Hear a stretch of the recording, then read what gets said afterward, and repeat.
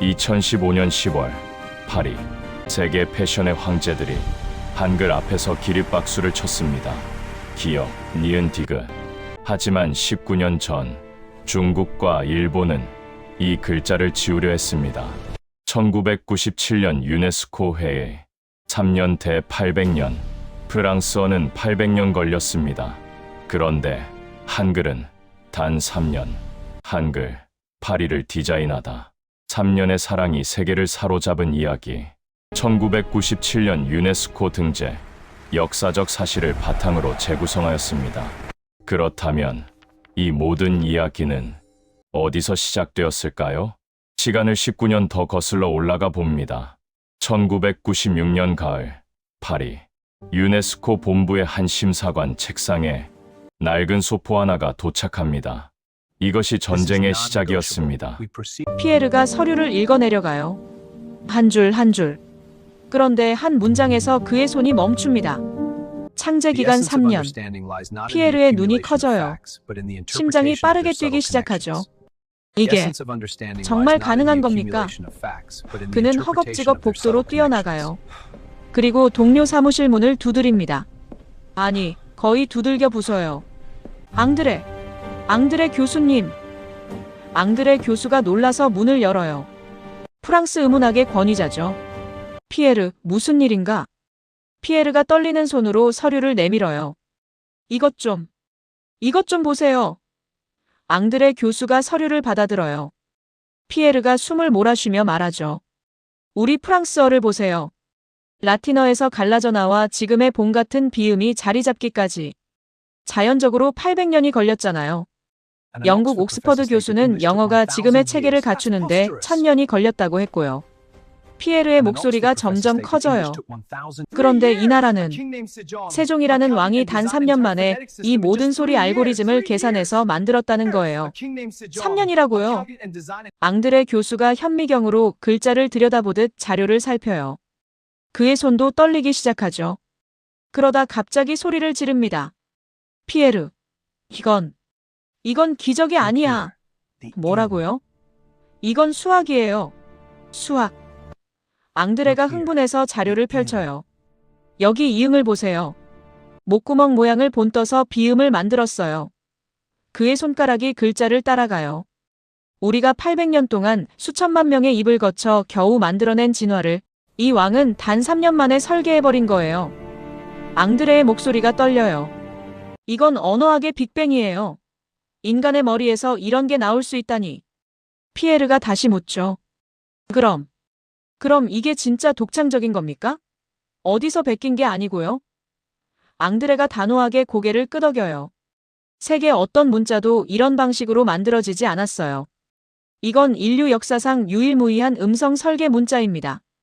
그가 피에르의 어깨를 잡아요. 피에르, 이건 그냥 문자가 아니에요. 인류 지성의 정점이라고요. 두 학자의 눈에 광기가 서린 존경심이 피어올라요. 1997년 봄이에요. 유네스코 본부 회의실. 피에르는 세계 최고의 언어학자 12명을 파리로 불러 모았어요. 영국 옥스퍼드, 독일 하이델베르크, 미국 MIT, 일본 도쿄대, 중국 베이징대. 인류 언어학의 산 정상에 서 있는 사람들이죠. 회의실 스크린에 한글 자료가 펼쳐져요. 독일의 슈미트 교수가 가장 먼저 반응합니다. 그는 안경을 고쳤으며 탄성을 내뱉어요. 맙소사. 이건 바우하우스 철학 아닙니까? 다른 학자들이 그를 쳐다봐요. 슈미트가 흥분해서 일어나죠. 1919년 바우하우스가 주장했습니다. 형태는 기능을 따른다고요. 이게 현대 디자인의 혁명이었죠. 그런데 조선은 1443년에 이미 이걸 완성했어요. 그가 스크린을 가리켜요. 여기 보십시오. 미음은 입술 모양, 이응은 목구멍 모양, 시옷은 이빨 모양. 발음기관의 모양이 그대로 글자의 형태가 되는 거예요. 이건 476년을 앞서간 디자인입니다. 영국 학자가 손을 들며 가세하죠. 더 놀라운 건 조합 시스템입니다. 그가 계산기를 꺼내요. 자음 14개, 모음 10개. 이것만으로 1만 1000개가 넘는 소리를 표기할 수 있어요. 세계 모든 언어의 발음을 담을 수 있다는 겁니다. MIT 교수가 끼어들어요. 이건 컴퓨터의 이진법보다 완벽한 알고리즘이에요. 그가 노트에 뭔가를 휘갈겼어요. 학습 효율성을 보십시오. 일반인이 라틴 알파벳을 마스터하는데 평균 2년이 걸립니다. 한자는 기본 2000자를 익히는데 10년이 필요하고요. 그가 손가락으로 숫자를 가리켜요. 그런데 한글은 하루면 됩니다. 하루요. 회의장이 술렁거려요. 학자들이 서로 웅성거리며 자료를 검토하죠. 피에르가 미소를 지으며 의사봉을 잡으려 해요. 드디어 만장일치 등재가 되는구나. 바로 그 순간 회의실 문이 거칠게 열립니다. 쾅! 잠깐만요. 중국 대표 왕 교수가 서 있어요. 그의 얼굴엔 도끼가 서려 있죠. 그 의견에 동의할 수 없습니다. 회의장의 분위기가 순식간에 싸늘하게 식어요. 피에르의 미소가 굳어지죠. 전쟁이 시작되는 순간이에요. 거대한 중국이 움직이기 시작한 거예요. 왕 교수의 눈빛에는 무언가 계산된 음모가 보여요. 회의가 끝난 후에요. 복도에서 왕 교수가 피에르를 세워요. 심사관님, 잠깐만 이야기 좀 하죠. 왕 교수의 목소리는 차갑지만 정중해요. 하지만 그의 눈빛은 달라요. 도끼가 서려 있죠. 그는 피에르를 회의실 구석으로 데려가요. 그리고 두꺼운 서류 뭉치를 탁 내려놓습니다. 심사관님, 속지 마세요. 뭐라고요? 왕 교수가 서류를 펼쳐요. 한글은 독창적인 문자가 아닙니다. 우리 원나라의 파스파 문자를 베낀 아류일 뿐이에요. 피에르가 서류를 확인하며 반박하죠. 제가 자료를 봤는데요. 파스파 문자와는 원리 자체가 완전히 다릅니다. 한글은 소리가 나는 기관을 본떠 만든 음소 문자예요. 겉보기에만 그렇죠. 왕 교수가 비열한 미소를 지어요. 하지만 음소 문자라는 개념 자체가 파스파에서 온 겁니다. 한글은 모방이에요. 표절이라고요. 증거라도 있습니까? 왕 교수가 한 걸음 더 다가와요. 그리고 목소리를 낮춰요. 동북공정. 아시죠? 피에르의 얼굴이 굳어져요. 우리는 지금 한국의 역사를 중국 역사로 편입하는 작업을 진행 중입니다. 고구려도 발해도 모두 우리 역사죠. 조선은 수천 년간 우리의 속국이었고 그들의 문화는 곧 중국의 변방 문화입니다. 왕 교수의 목소리가 더 낮아져요. 한글도 예외가 아니에요. 피에르는 깨달아요. 이건 학문적 토론이 아니라는 것을요. 정치라는 것을요. 왕 교수가 마지막 쐐기를 박습니다. 학문적으로 접근하지 마세요, 피에르 씨. 이건 정치입니다. 그가 피에르의 눈을 똑바로 쳐다봐요. 중국은 유네스코 안보리 상임이사국입니다. 분담금도 막대하고요. 그가 피에르의 어깨에 손을 올려요. 위협하듯. 우리의 심기를 거슬러서 당신의 커리어에 득이 될 게 있을까요? 한글은 모방작입니다. 그렇게 결론을 내리세요. 그게 당신한테도 유네스코한테도 좋을 겁니다. 피에르의 주먹이 꽉 쥐어져요. 그는 이제 확실히 깨달았어요. 이것은 학술적 심사가 아니라 거대한 제국에 맞서 진실을 지켜야 하는 전쟁이라는 것을요. 그의 등 뒤로 차가운 땀이 흘러요. 중국의 파상 공세가 끝이 아니었어요. 그날 저녁 피에르는 파리의 최고급 레스토랑으로 초대를 받아요. 미슐랭 3스타 레스토랑이죠. 일본 도쿄대의 사토 교수가 그를 기다리고 있어요. 피에르 씨 오셨군요. 앉으세요. 사토 교수는 예의 바르게 웃으며 비싼 와인을 따라줘요. 1990년산 보르도 와인. 한 병에 5,000유로가 넘는 거예요. 피에르 씨. 사토가 부드럽게 말을 꺼내요. 한글 등재건. 신중하게 접근하셔야 할 것 같습니다. 왜 그렇죠? 사토가 서류를 꺼내요. 여기 1910년 조선 총독부의 공식 조사 자료가 있습니다. 그가 숫자를 가리켜요. 조선의 문맹률 77%. 한글이 그렇게 우수한 문자라면 왜 조선인들은 글을 읽지 못했겠습니까? 피에르가 와인잔을 내려놓으며 차갑게 물어요. 그건 일본이 조선의 교육을 막고 한글 사용을 금지했기 때문 아닙니까? 사토의 얼굴이 일순간 굳어져요. 우리는 그들을 근대화시켰습니다. 한글을 쓰면 감옥에 보내고 고문하면서요. 피에르의 목소리가 날카로워집니다. 침묵이 흘러요. 레스토랑의 우아한 피아노 연주만 들릴 뿐이죠. 사토가 자세를 고쳐 앉아요. 그리고 가면을 벗어요. 솔직히 말하죠, 피에르 씨. 그의 목소리가 차갑게 변해요. 한글이 독창적이고 우수한 문자로 유네스코에 인정받는 순간, 우리가 35년간 주장해온 조선 문명화의 명분은 완전히 무너져요. 사토가 와인을 한 모금 마셔요. 우리는 말했습니다. 조선은 야만족이었고 우리가 그들을 근대화시켰다고요. 그런데 알고 보니 그들은 이미 500년 전에 세계 최고의 문자를 가지고 있었다. 그가 잔을 내려놓아요. 이게 국제사회에 알려지면 일본은 조롱거리가 됩니다. 문명인 행세를 했던 야만인이 되는 거죠. 사토가 목소리를 낮춰요. 거의 속삭이듯. 일본은 유네스코 분담금 세계 2위 국가입니다. 우리의 자존심을 건드리지 마십시오. 피에르는 호텔로 돌아와 창밖의 파리 야경을 바라봐요. 왼쪽엔 거대한 대륙 중국의 압박. 오른쪽엔 경제력을 앞세운 일본의 협박. 그 사이에서 숨죽이고 있는 작은 나라 한국. 진실을 말하는 대가는 너무나 가혹해 보였어요. 밤은 깊어만가요. 1997년 10월 1일 새벽 3시예요. 피에르의 방은 담배 연기로 가득 차 있어요. 그는 밤새 잠을 자지 못했죠. 창밖엔 파리의 불빛이 반짝이고 있어요. 그의 책상 위에는 두 갈래의 운명이 놓여 있어요. 왼쪽에는 중국과 일본의 압력 문서들, 로비 자료, 은밀한 제안서, 그리고 협박. 오른쪽에는 훈민정음 해례본, 세계 학자들의 검증 보고서, 그리고 진실. 피에르는 눈을 감아요. 52년의 인생이 주마등처럼 지나가죠. 내가 왜 이 길을 택했는가? 권력의 하수인이 되기 위해서인가? 아니면 인류의 진실을 기록하기 위해서인가? 그는 천천히 눈을 떠요. 그리고 오른쪽 파일을 집어요. 훈민정음 해례본을 다시 펼쳐요. 세종대왕의 서문을 읽어 내려가죠. 나라의 말이 중국과 달라 백성들이 말하고자 하는 바가 있어도 제 뜻을 펴지 못하는 이가 많다. 내 일을 가엾게 여겨 새로 28글자를 만드니.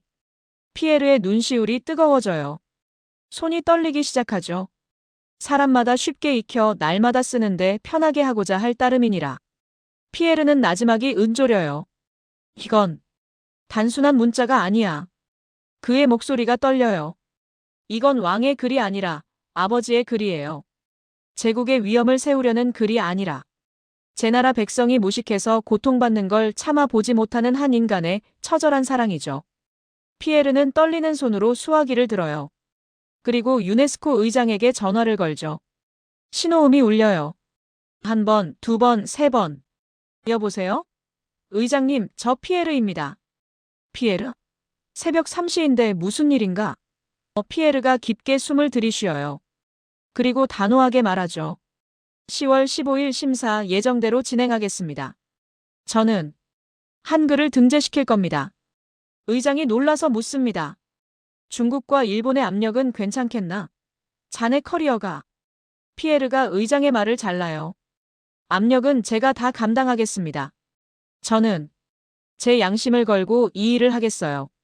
전화를 끊어요. 피에르는 창밖을 바라봐요. 동쪽 하늘이 조금씩 밝아오고 있어요. 그의 전쟁이 시작되는 순간이에요. 진실을 지키는 외로운 전쟁이요. 거대한 두 제국을 상대로 한 전쟁이에요.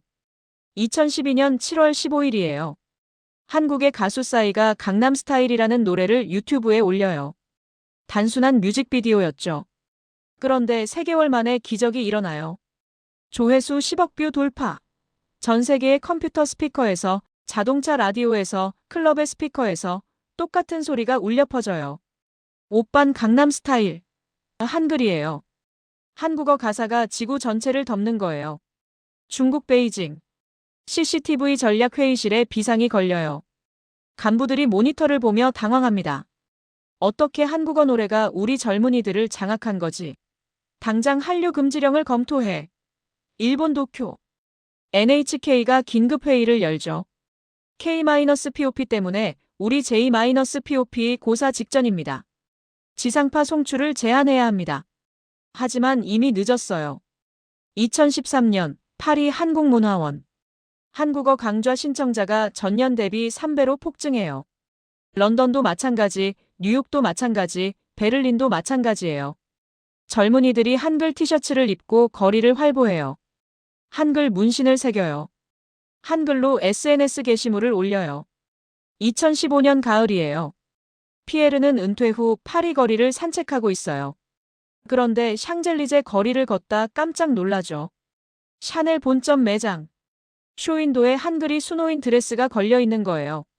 피에르가 매장 안으로 들어가요. 점원이 웃으며 말해요. 이번 시즌 베스트셀러예요. 한글 컬렉션이죠. 너무 아름답지 않나요? 피에르는 말을 잃어요. 루이비통 매장도 가봐요. 한글 가방이 진열되어 있어요. 에르메스도 가봐요.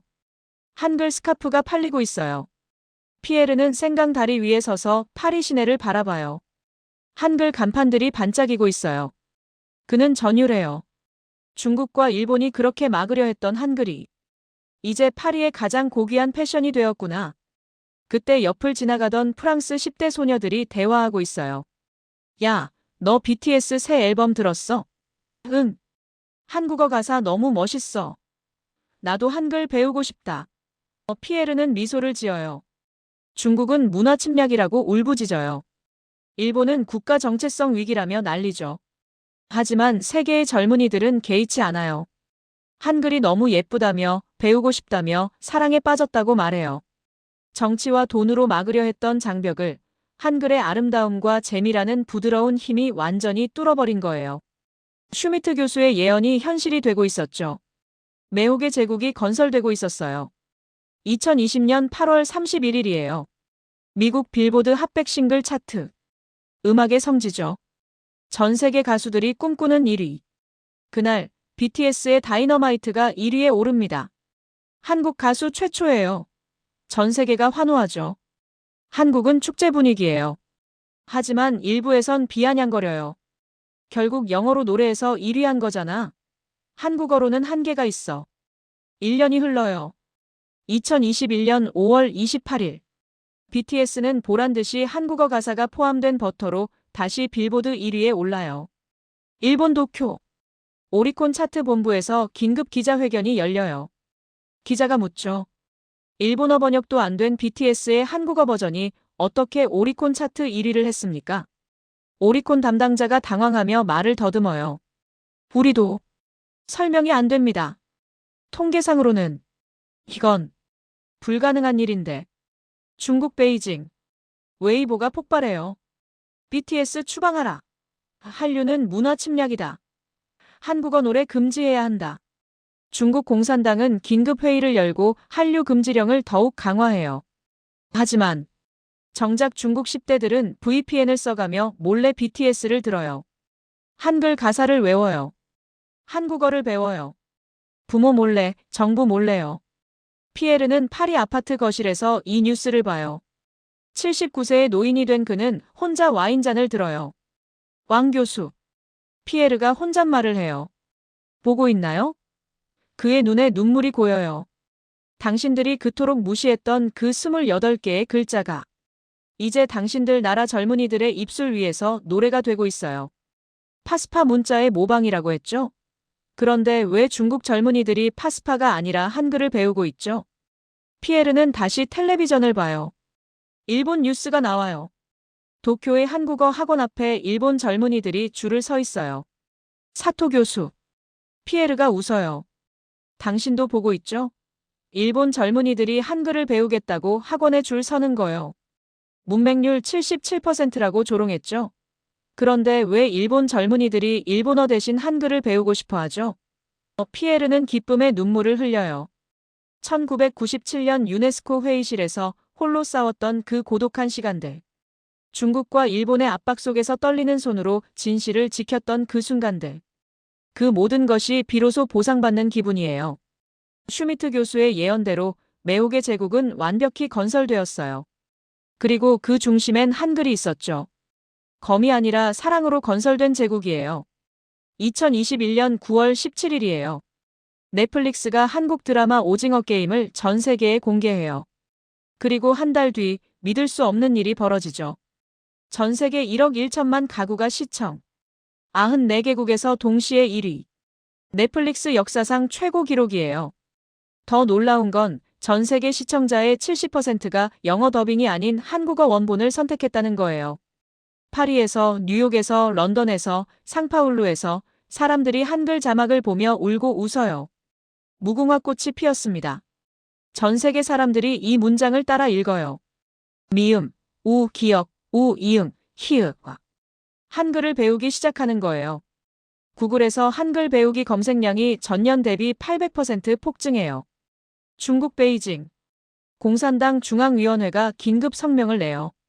오징어 게임은 자본주의의 독소이자 반중국 선전물이다. 시청을 금지하라.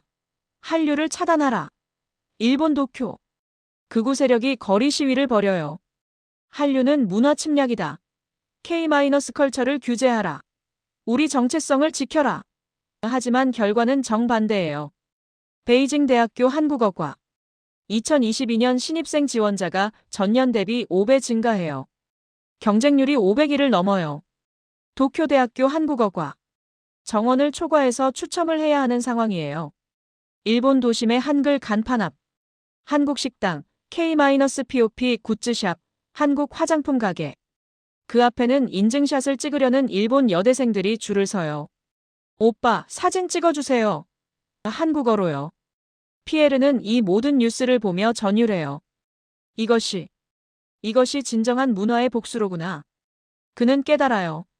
총칼로 영토를 빼앗으면 저항을 부르지만 사랑과 예술로 마음을 빼앗으면 자발적인 복종을 불러요. 1997년 파스파 문자의 모방이라며 조롱하던 중국. 2021년 자국 학생들이 한글에 빠져드는 것을 막을 방법이 없어요. 장벽을 아무리 높게 쌓아도 VPN을 뚫고 한글이 들어가요. 1997년 문맹률 77%라며 비하하던 일본. 2021년 자국 젊은이들이 한글 간판 사진을 찍는 것을 막을 수 없어요. 검으로 세운 제국은 무너져요. 하지만 세종대왕이 사랑으로 설계한 한글의 제국은 전 세계인의 머릿속에, 가슴속에, 영혼 속에 뿌리를 내리고 있었어요. 복수가 완성되는 순간이었죠. 사랑의 복수가요. 2024년 가을이에요. 파리 소르본 대학교. 프랑스 최고의 명문대죠. 한국어과 강의실. 200명 정원인데 400명이 넘는 학생이 몰려 복도까지 서 있어요. 강의실 안은 발 디딜 틈도 없어요. 그런데 놀라운 건 수강생의 절반 이상이 파란 눈의 프랑스인이라는 거예요. 교수님, 한글은 왜 배우기가 이렇게 쉬운가요? 말이라는 28세 프랑스 여학생이 손을 들고 물어요. 노 교수가 미소를 지으며 답해요. 설계됐기 때문이죠, 말이. 기역에 알을 붙이면 가가 되고 니은에 알을 붙이면 나가 되죠. 마치 레고 블록 같은 완벽한 모듈 구조예요. 세종대왕이 3년 동안 계산해서 만든 거거든요. 옆에 앉은 75세 할머니가 손녀와 함께 고개를 끄덕여요. 할머니와 19세 손녀가 함께 수강 중이에요. 손녀가 물어요. 할머니, 재밌죠? 할머니가 답해요. 응. 아름답구나. 글자가요? 아니. 할머니가 한글을 쓰다듬어요. 이걸 만든 사람의 마음이 말이야. 백성을 사랑했던 왕의 마음이 느껴져. 수업이 끝나고 학교 앞 카페예요. 이제는 백발이 성성한 79세의 피에르가 창가에 앉아 커피를 마시고 있어요. 지나가는 학생들을 바라보고 있죠. 그때 마리가 카페로 들어와요. 피에르를 보더니 조심스럽게 다가와요. 실례지만 혹시 피에르가 고개를 들어요. 혹시 27년 전 한글을 유네스코에 등재시키셨던 그 피에르 심사관님 맞으시죠? 피에르가 놀라며 물어요. 그걸 어떻게 알았나요? 마리가 눈을 반짝이며 말해요. 수업 시간에 교수님이 말씀하셨어요. 한 프랑스 심사관이 중국과 일본의 엄청난 압력을 이겨내고 한글을 지켰다고요. 그분이 아니었다면 오늘 우리가 한글을 배울 수 없었을 거라고요. 마리가 피에르의 손을 잡아요. 선생님이 아니었다면. 마리의 목소리가 떨려요. 오늘 제가 한글로 시를 쓰는 기쁨을 몰랐을 거예요. 한글의 아름다움을 몰랐을 거예요. 제 인생에 이렇게 아름다운 문자를 알게 해주셔서 정말 감사합니다. 피에르의 노안에 눈물이 고여요. 27년의 세월이 눈 녹듯 사라지는 순간이에요. 1997년 그 외로운 전쟁. 중국과 일본을 상대로 홀로 싸웠던 그 고독한 시간들. 밤새 담배를 피우며 고민했던 그 순간들. 그 모든 것이 이 순간을 위한 것이었구나. 피에르는 깨달아요. 피에르는 마리와 학생들을 자신의 아파트로 초대해요. 그리고 27년 전에 그 치열했던 이야기를 들려주죠. 중국의 압박, 일본의 로비, 13년간의 반환지연. 하지만 그 모든 어둠을 뚫고 빛난 것은 결국 진실과 사랑이었다고요. 마리가 노트에 뭔가를 적어요. 3년 vs 800년. 마리. 피에르가 말해요. 내가 처음 헤레본을 봤을 때 가장 놀랐던 게 뭔지 아나요? 뭔가요, 선생님? 우리 프랑스어가 코로 내는 소리, 비음을 체계화하는데 800년이 걸렸어요. 라틴어에서 자연스럽게 진화하는데 말이죠. 수천만 명의 입을 거치면서요. 피에르가 창밖을 바라봐요. 그런데 세종대왕이라는 분은 단 이응 하나로 3년 만에 그걸 끝내버렸어요. 3년이 800년을 이긴 거예요. 학생들이 숨을 죽이고 들어요. 어떻게 그게 가능했을까요? 피에르가 묻죠. 사랑 때문이에요. 그의 목소리가 떨려요. 권력자가 백성을 진심으로 사랑하면 불가능이 가능해지죠. 로마 황제는 자신의 위엄을 위해 라틴어를 퍼뜨렸어요. 하지만 세종대왕은 백성이 그를 몰라 고통받는 게 가엾어서 한글을 만들었죠. 마리가 또 물어요. 선생님, 지금 중국과 일본은 뭐라고 해요?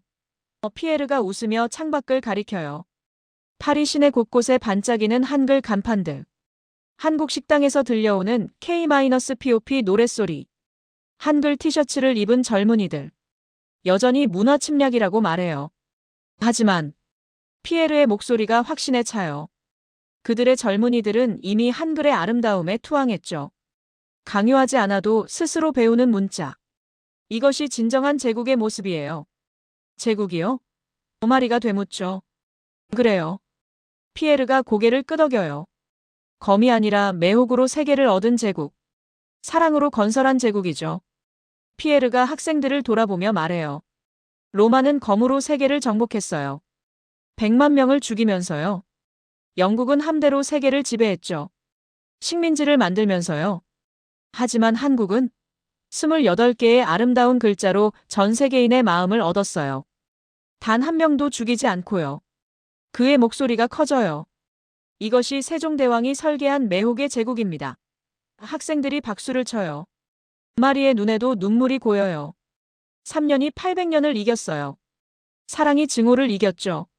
진실이 거짓을 이겼고요. 피에르의 마지막 말이 방 안에 울려 퍼져요.